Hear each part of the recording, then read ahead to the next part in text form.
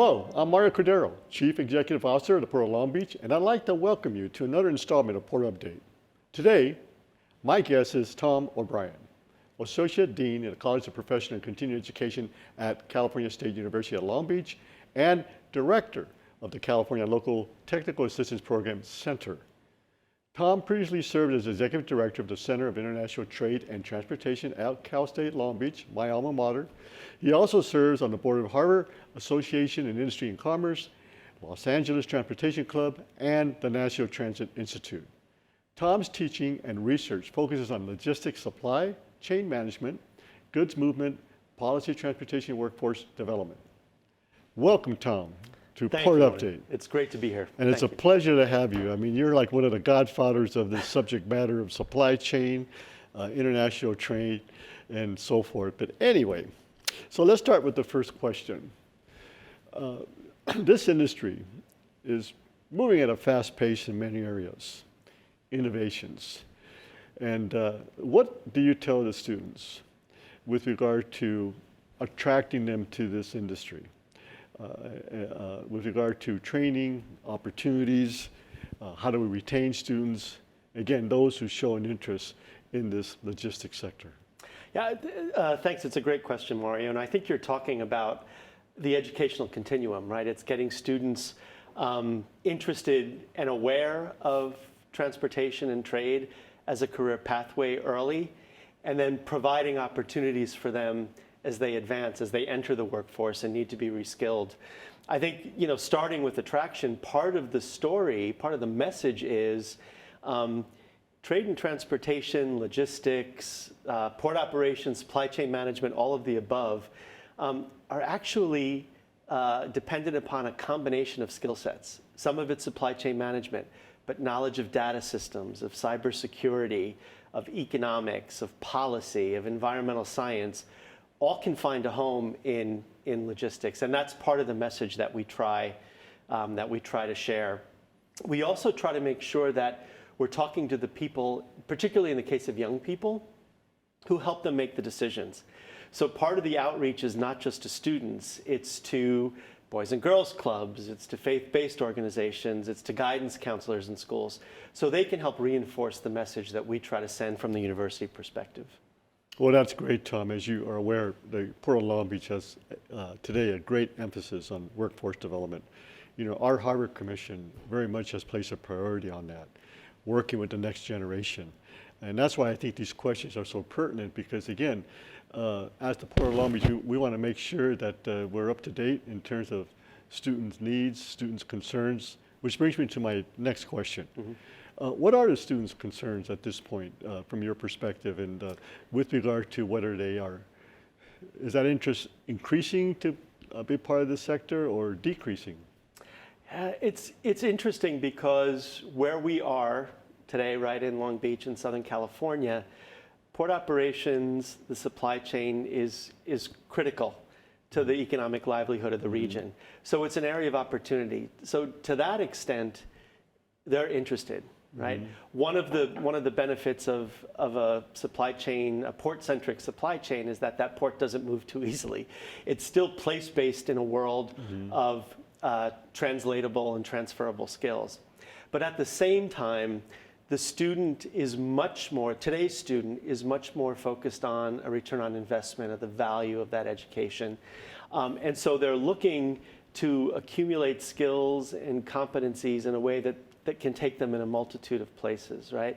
Mm-hmm. So they're interested in things like badging and micro-credentialing, and in some cases, micro-master's programs that are not the traditional forms of learning. They're more discrete units. And in many ways, they can be embedded mm-hmm. or a companion to a traditional degree program. But what they want is flexibility. They want to be able to determine their own pathway, and they don't want to do it on a traditional academic semester-long calendar.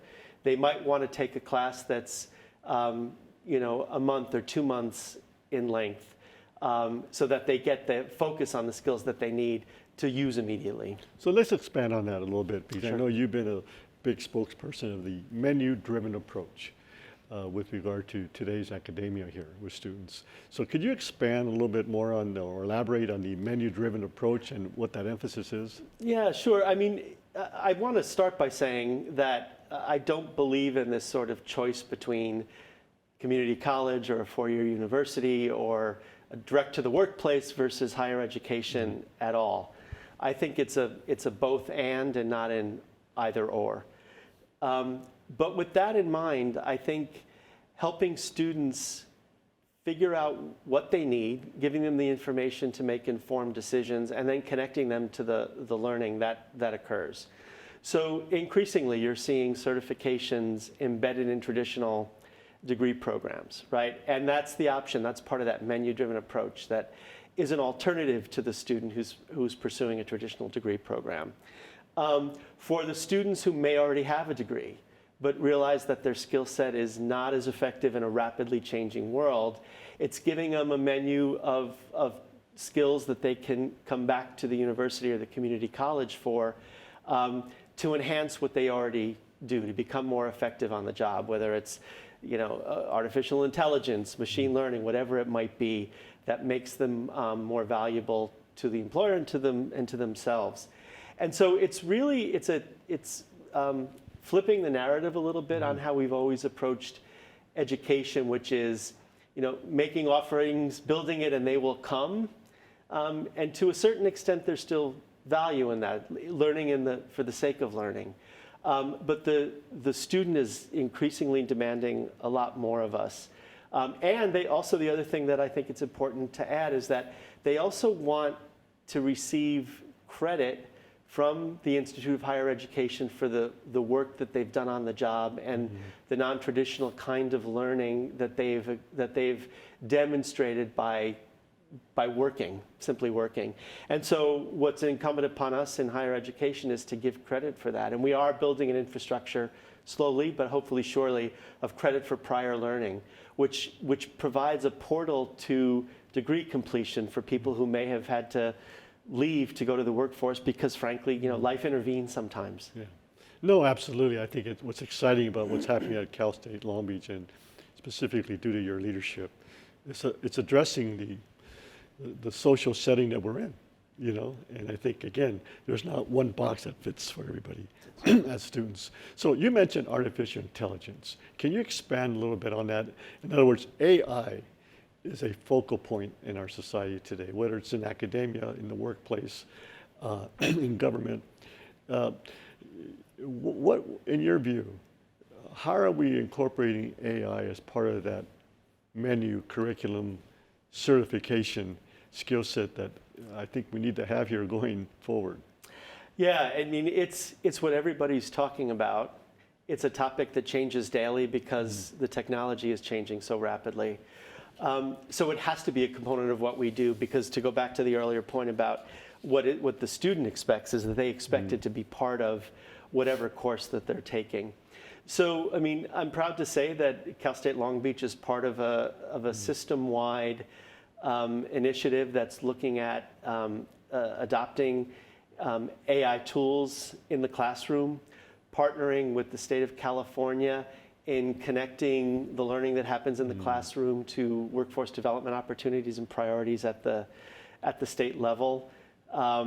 And also looking to connect with private industry and partners to make sure that students have access to AI-related training in a way that reflects what I just discussed, right? So somebody who's taking a business degree or an information systems degree now will have access to a suite of Google certifications that the Cal State system is making available to them. And so the faculty can embed it, and the student can pursue that at their own pace while they're taking the more traditional coursework. That's what I think that is going to make the student most successful. In many ways, those of us in higher education are not going to be at the cutting edge of the development of the technology. Our role is to create the portal and the access for the student. The other thing that this partnership with Google, for example, is allowing us to do is help connect students when they graduate to these tools as well, because very often students land in the workplace after graduation and realize, maybe I should have focused on that skill set while I was in school, and we want to make sure that we're providing that access as well. Well, go Beach. Go Beach. It's exciting to hear how Cal State Long Beach is ahead of the curve. Now let me switch now to your commentary on the supply chain, ports. COVID-19 and the tragedy of that health pandemic that was affected many families. If there was anything central to ports with regard to that era, that was good. And I say that only in a way that the supply chain was front page in the newspapers. It became a subject matter, very much a priority to our elected officials based in Washington and the state. Yeah. So it gave us a good opportunity to really address a question that many of us in this subject matter for many years have always said, how important international trade is, the supply chain, and supporting that sector. Since that time, I think it's fair to say that the ports have received very good support from both federal and state government. I think people realize how important the supply chain is, and when it's disrupted, how that impacts the economy. So with this long editorial of mine, I'll come to the question. I see you, Tom, as part of a think tank, you know, in terms of the many years of experience you have in this industry. What are your observations of our current state of affairs with regard to the supply chain, and what's your perspective in terms of, you know, for a Port Authority, what are the next steps? First of all, let me say it's a lot easier to be thinking about it than operationalizing it. Sure. But it also gives us long-term perspective. We can focus on the trends and maybe think about what we're seeing in a broader, longer-term context where the arc has been toward growth in the receptiveness of global trade and the benefits it brings. Now, there are obviously certainly challenges, but I think I'm proud to say I live in a region where these two ports have taken a leadership role in addressing some of those things, like the questions of sustainability. But I would say my initial response to sort of what I'm observing is a couple of things that are striking to me. One is with this emphasis on tariffs, right? Tariffs are certainly a key issue. But at the same time, I think in having discussions with people, there's a recognition that there's a lot that's not under our control. And that, you know, sort of we can be reactive and we can be responsive, but maybe we should look at an approach that's first do no harm. Make sure that we're not shooting ourselves in the foot as an industry so that we don't have the tools to respond effectively when circumstances change that are beyond our control. So in the context of Southern California, that often involves, do we have the right regulatory structure that addresses the challenges we have, but without hampering industry. The other thing that strikes me, though, that I think is something that does have to be addressed in sort of in the business development perspective, is that for so long, when we've talked in the U.S. context about trade, it's been focused on the reliability of our trading partners, the certainty of our trading partners. Are the policies that they're following ones that support what we want to do? A lot of what's being discussed now at the global level is the reliability of the U.S. as a trading partner. Right. And that's, you know, I think that's going to be a challenge in terms of making sure that people know that the U.S. is open for business, that Southern California is open for business, that this port is open for business. I think that's the other thing that's a key challenge. And with that in mind, the third thing I'll add is, you know, different segments of the industry respond differently, but financial resiliency is something I'm seeing everyone, you know, talk about, and understanding what the impacts of decisions made in Washington or Sacramento might be on the port and terminal operations and trucking and warehousing and distribution. And so, you know, I think building resiliency skill sets in many of the small business operations. The trucking industry, I know, has been hit particularly hard, is something that maybe as researchers we need to be looking at the relationship between current state of affairs and the impact on the financial health and well-being of the sector. I mean, you made some great points, Tom, and I think I wish I could look 3-4 years from now, and then we could all look at what happened during this era, because it's going to be much talked about, much written about, because there's a lot of things that have occurred that have been unprecedented. I can tell you that in my position in talking to the leading carriers, transportation carriers who bring the containers from Asia, if you ask any of these executives, even a year ago or since COVID, and how fast the USA recovered from that era of the COVID-19, if you ask any one of these executives, you'd ask them, where's the market? Where's the global market? Every one of them would say USA, without any hesitancy. If you ask them today, there is a hesitancy as to what is the market today. And I think many, because of the reasons you just stated. So hopefully, I think history tells us that the ports will survive. We'll navigate through that. We have to be resilient. But again, like I always say to the staff here, there's never a dull day at the port. That's for and sure. There's never a shortage of challenges that we have to address. And I think that's what makes historically the Port of Long Beach great over the many, many years. We've gone through transformations, adjustments. So I'm positive we're going to continue with that modus operandi going forward. So let me go back to academia. We talked about the collaboration that the Port has with Cal State Long Beach and students at the collegiate level.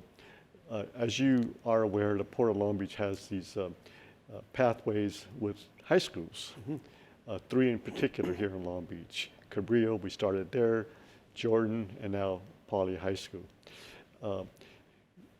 On the whole question of workforce development, how important do you think these additional pathways at all levels of academia is important from your perspective? It's not just important, it's essential. It does a couple of things. One is, right, you mentioned the Academy of Global Logistics as the start, right? That has a focus on logistics, right? But the other academies, the ACE Academy, the New Nova Academy at Long Beach Poly, are about, and I'll go back to that initial point I made about logistics and trade and transportation is not just about a logistics and trade and transportation skill set.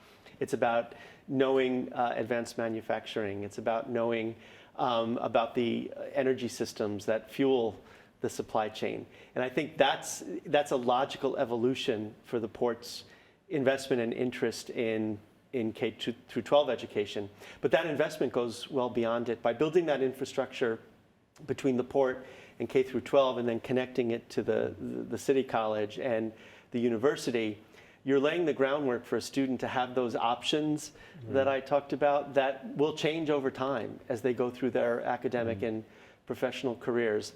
I think what's also important about the port's approach is that it's connecting the economic opportunity in this region with the local communities that will depend upon it, but also may not have always benefited from the opportunities that exist because of the presence of the port. So, the dedicated, I want to add this too, because it's not just about the financial investment, right? What the port has done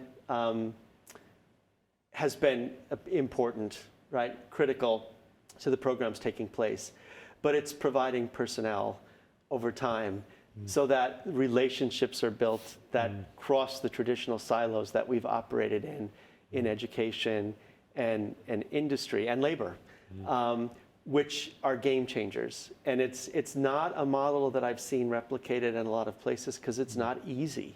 But I think the payoff is that much greater because of it. Well, credit to our harbor commissioners who are very focused on this subject matter. And I recall, when you look back, the relationship that I'm talking about Port of Long Beach and Cal State really commenced at a very focused professional setting career, such as the engineering program. We have been great collaborators with Cal State on the engineering program in terms of that skill set and that profession. It's essential going forward. But now, of course, at all levels, because not every kid wants to be an engineer. Right. And I think the beauty of what you're doing at Cal State Long Beach, in addition to the higher academia emphasis, is providing options for anyone who wants to put a career at any level of the supply chain. Yeah. And particularly, we've commented already in terms of logistics, and of course, community college, pathways in the high school. So I think, again, a lot has transpired that I think makes this sector very attractive. Yeah, and I would add to engineering, business and supply chain issues, right? The policy there. What we're charged to do as a state university is prepare the workforce. I mean, I think half of the state's undergraduates come out of the Cal State system. So that's part of our mandate. But what's great about Long Beach, in many ways, Long Beach has always viewed itself as a company town, whether it was naval or otherwise. And part of what I think makes things work in Long Beach is that we, as an educational institution, embrace our role of serving a port. We're a port town, and we love that. We embrace it. And I would be remiss not to also mention the history at Cal State Long Beach. Again, you've been part of that. The recognition of the importance of labor. The men and women who work on the docks, and whether you're IOW, truck driver, or any aspect of the labor that's required in this very important supply chain. This is something, again, that's also been elevated in the importance of protecting that labor. Yeah, we just had the 20th of our annual town halls, which started life as an ILWU state at the Trade and Transportation Town Hall. And at that point, it was the founding executive director of the Center for International Trade and Transportation, Marianne Veneers-Gastelum, who had an audacious idea, right, to say, why don't we bring labor to the table? And she met a lot of resistance. And now it's not only common, it's expected that the forums where these issues are discussed are going to include all parties, as it should be. And so while I wasn't there at that time, I'm really proud of the role the university played in taking advantage of our role as a convener, as a neutral forum to hopefully make it a safer space for everybody to discuss items in the spirit of education. Because, the port just released an economic impact report. And of course, at the state level, jobs directly or indirectly that come from this port approximate 1.1 million. In the national supply chain, 2.7 million. Yeah. So I always remember the quote of Paul Bingham, a very respected economist who smart guy. Many years he said, when asked, he says, tell me how many containers go through the Port of Long Beach, I'll tell you how good the economy is. And it's very true. Yeah. Let's now go to another issue. The Federal Motor Carrier Safety Administration now is requiring this English proficiency with truck drivers. Yes. And tell me about what Cal State is doing with regard to that question. Yeah, so we are launching very shortly, within the next month or so, a short 2-module, total 24-hour training program that is intended to help assess both pre and post the driver's skills in engaging with whether it's California Highway Patrol, law enforcement, whoever it might be, so that they're prepared to engage in that interaction in a way that has a positive outcome, right? We don't want anybody taken out of service. And sometimes that experience alone is nerve-wracking and can influence the way a driver behaves. So the training we're doing is partly designed to address the nuts and bolts, signage, the equipment on the vehicle, but as well as develop skill sets to engage in a stressful exchange when you're not a native English speaker. Yeah. What is, I think, unique about the approach we're doing is that it's drawing upon the unique skills of the university. The course is being designed by our American Language Institute, which is a great university resource. But the great thing is that the people who have designed the training program were able to go through our Global Logistics Professional Program with industry support from the Intermodal Association of North America, which means that the language experts also were able to draw upon their logistics expertise to design a really unique customized program. And I'll also say that while the initial 12 hours is really focused on that FMCSA, CVSA, Commercial Vehicle Safety Alliance guidelines, that the course is really beneficial in helping prepare either a company driver or somebody who's a self-employed truck driver to be more effective on the job, but also as a partner to the supply chain as a whole and to the trucking industry as a whole. So it's a need that we saw, and we wanted to use the resources in the university, both from a logistics supply chain perspective and a language perspective, to meet the needs of our industry partners. Well, that's great. And I wanted to add one other thing. It's part and parcel of an approach that we have to train those who work in the maritime and logistics setting, whether they're based here but work for global companies and need to make sure that they have a specific vocabulary that's unique to their job. We customize language training programs. We have a maritime English program, and we can pull out all of the different pieces and modules that respond to the needs of individual industry segments. Well, I want to commend you on that, Tom, and Cal State Long Beach. In fact, I like to say Long Beach State. That's fine. I know that's been an ongoing debate over the many years. And until it's resolved definitively, I think it's okay for you to say that, and particularly for our sports fans out there. Absolutely, it's how they know us, and Long Beach and State. We like that. Yeah.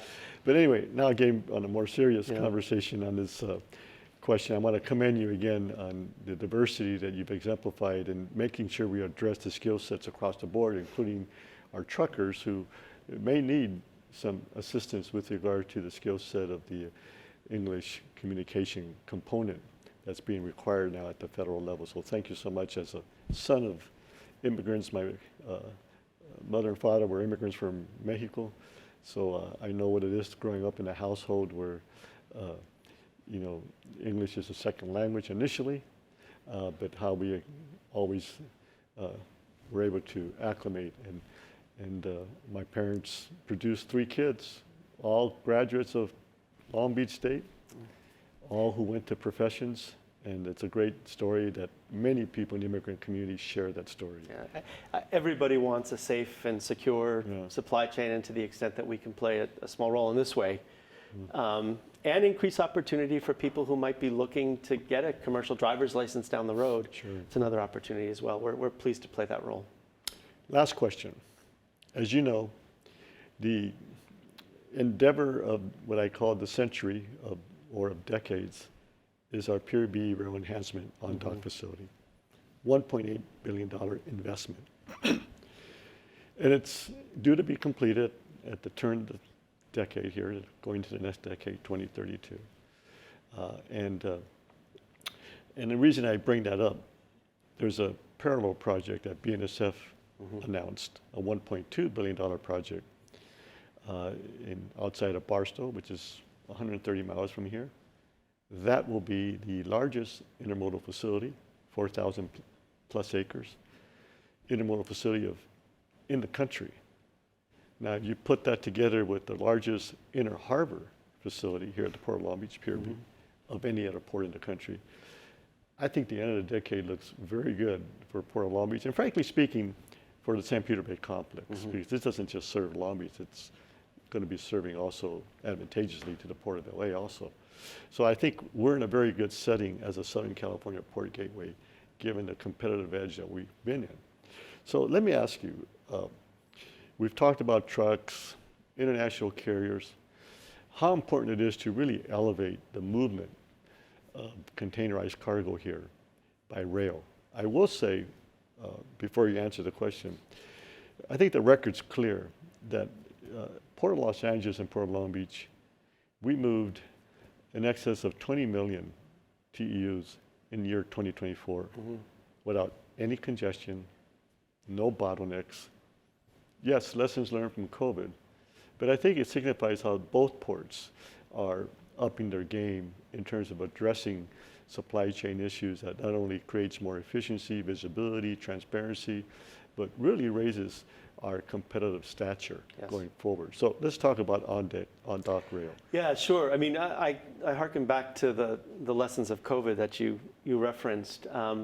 We were part of a discussion, again, using our convener role, bringing the stakeholders together, including labor, trucking, rail, ports, warehousing and distribution, in the midst of all of this congestion and craziness to try to figure out what could be done in the short term that might lead to longer term solutions.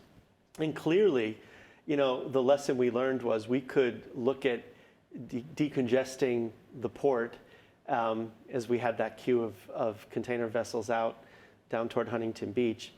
But if you don't address the issues at the other nodes in the supply chain, you're not helping yourself, right? So you can't just look at a port-only solution to smooth flowing of cargo, but also to maintaining our competitive and our comparative advantage here on the West Coast. And rail is central to that, right? Our connections to what is really the world's best rail freight system has always been a benefit to Southern California. And so what you've been doing, right, addressing the issues at the port itself through policy and operational changes and infrastructure investment, has to connect to the land side. And that means working with your trucking and rail partners. And so adding capacity is part of that, adding consistency and regularity to the movement of goods, right? So that's competitive with other alternatives, whether it's all water routes to the Gulf and East Coast, or it's through all additional gateways that may not include the West Coast of North America, means that it's an investment in a system. And I think that's really what you're talking about. There's a workforce component, so we are actually looking at that. How do we build workforce capacity in the rail system that has a supply chain knowledge base at its foundation, so that the rail operators can work with those of you who are at the other end of the supply chain, so that Southern California and the West Coast wins, and the U.S., by the way, as a whole. Having that option, that alternative of rail from the West Coast to the heartland of the U.S. and to the East Coast is vital to maintaining our status here.